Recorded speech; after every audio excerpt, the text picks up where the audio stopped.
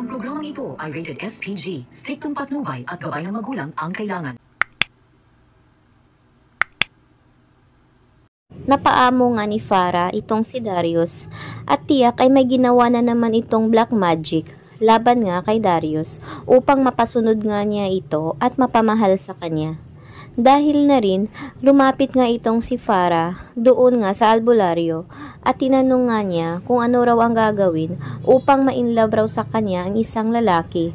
At dito ay tagumpay nga niyang nabigyan ng lason nga ito ngang si Darius upang mapasunod nga sa kanya.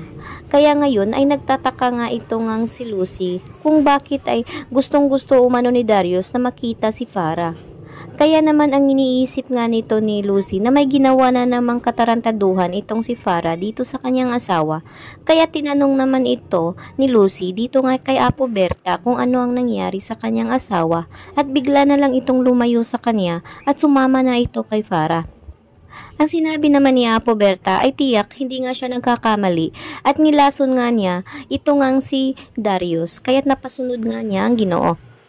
Kaya nga nagtatanong nga itong si Lucy kung ano raw at paano raw ito maagapan ulit dahil napapansin nga niya na lumalayo na nga ang loob ng kanyang asawa sa kanya.